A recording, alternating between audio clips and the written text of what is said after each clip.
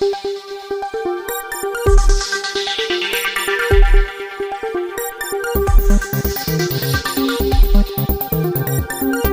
ममता बॅनर्जींचे अत्यंत विश्वासू सहकारी म्हणून ओळखले जाणारे शुभेंदू अधिकारी आज भाजपचे बंगालचे प्रमुख चेहरा बनले आहेत। केंद्रीय गृहमंत्री अमित शाह यांनी 8 मे रोजी कोलकातामध्ये त्यांच्या नावाची घोषणा केली। 15 डिसेंबर 1970 शुभेंदू अधिकारी यांचा जन्म एका राजकीय कुटुंबात झाला। त्यांचे वडील शिशिर अधिकारी हे देखील राजकारणात सक्रिय होते।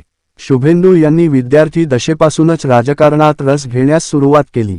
त्यांनी तृणमूल काँग्रेसला उभारी देण्यात महत्त्वाची भूमिका बजावली। विशेषतः पूर्व मिदनापूर जिल्ह्यात त्यांची जबरदस्त पकड आहे। अधिकारी कुटुंबाचा या भागात इतका प्रभाव आहे की त्यांना तिथले अनभिषिक्त राजे मानले जाते। शुभेंदू अधिकारी यांचा राजकीय उत्कर्ष नंदीग्राम आंदोलनामुळे झाला। 2007 ते 08 मध्ये जेव्हा ममता बॅनर्जी यांनी टाटा मोटर्सच्या कारखान्याविरोधात आणि जमिनीच्या हक्कासाठी नंदीग्राम आणि सिंगूरमध्ये आंदोलने केली तेव्हा शुभेंदू अधिकारी आंदोलनाचे मुख्य कणा होते।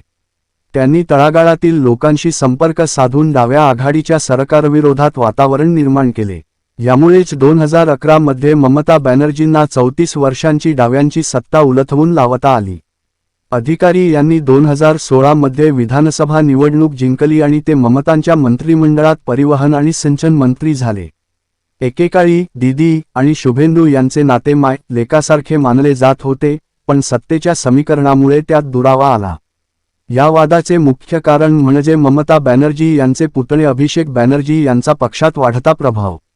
शुभेंदू अधिकारी यांना असे वाटू लागले की ज्या पक्षासाठी त्यांनी रक्ताचे पाणी केले तिथे आता अभिषेक बॅनर्जींना महत्त्व दिले जात आहे आणि त्यांना बाजूला सारले जात आहे।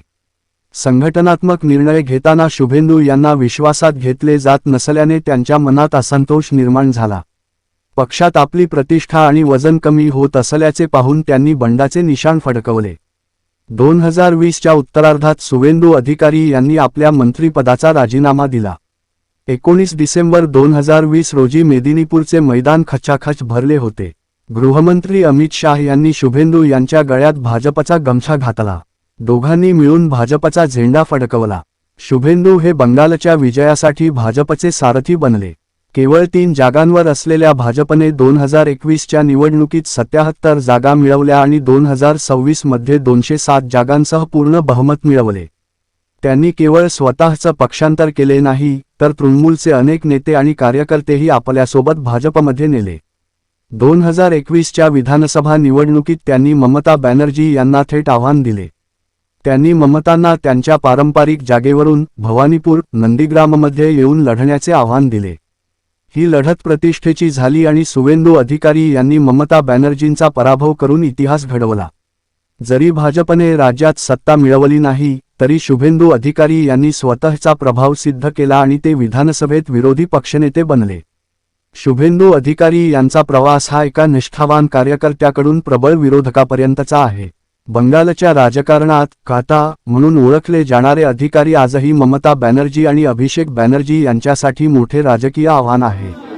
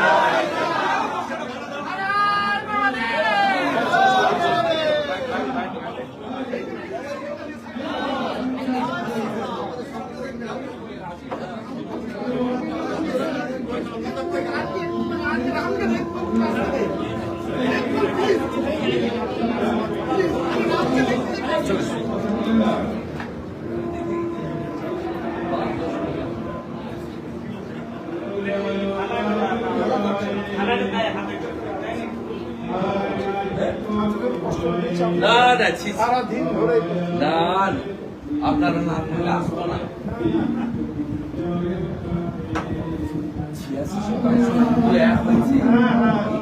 কাশ্মীরও হয় না 86 শতাংশ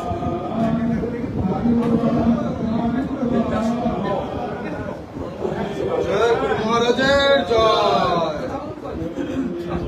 বলগুরু মহারাজ কি জয়, মানব সেবা সংঘ কি জয়, সনাতন হিন্দু ধর্ম কি জয়, বৈদিক ভারত কি জয়।